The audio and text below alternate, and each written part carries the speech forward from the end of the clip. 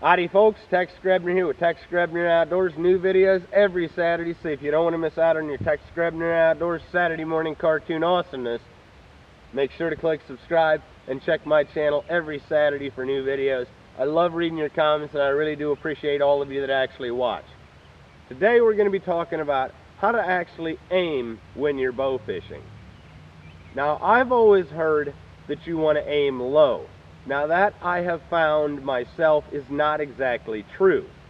If you are bow fishing from a boat where you are literally directly over top of your fish, then you will actually want to aim lower than you think the fish is. But because these fiberglass arrows are much heavier than what you would be used to shooting, if you aim low, when you're hunting fish from the bank, you're going to shoot way under the fish, especially because when the sun is high overhead, so from about 10 in the morning until 3 in the afternoon, that's your best golden magic hours for bow fishing, because you can see the fish in the water. But because river water tends to be pretty murky, they're gonna have to be closer to the surface for you to actually be able to see them.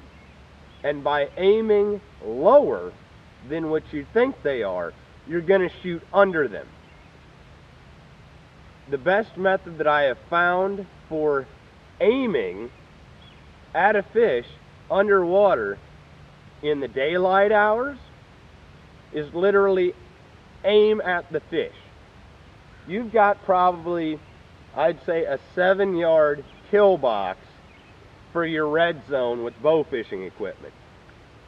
Every yard in from 7 yards that you would judge that fish to be away, you will want to drop your aiming point down an inch, because the closer they are to you, the deeper you're going to be able to see them.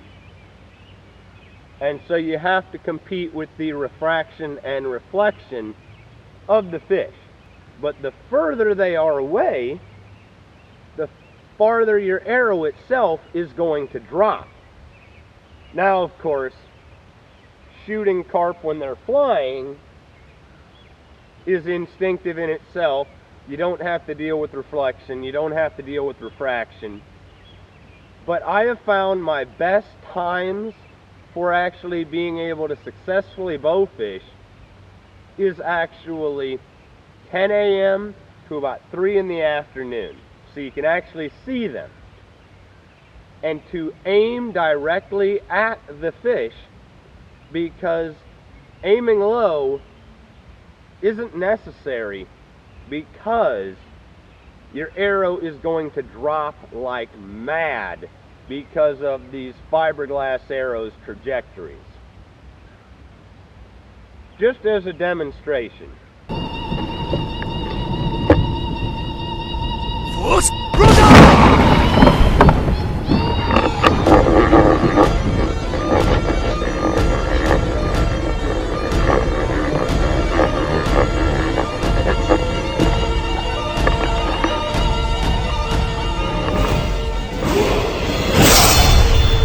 You're going to want to always actually come to a full anchor, because you want to get a full pass through on that fish, and that water is going to slow down your arrow, even though these fiberglass arrows are very heavy.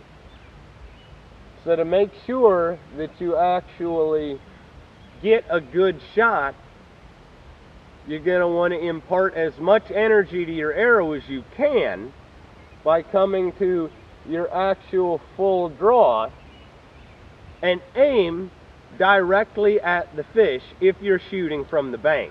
If you're shooting from a boat where you are, for instance, perhaps fishing at night, where you're literally directly over them, you're going to want to aim lower than you think the fish is, because you're a lot closer.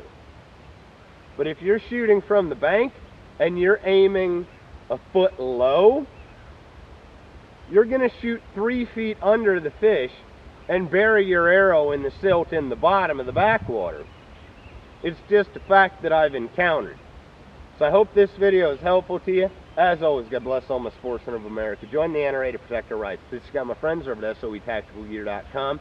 Thank you very much to those of you involved in law enforcement and those of you serving in the military. And thanks for watching Texas Grebner Outdoors. It ain't easy being this awesome.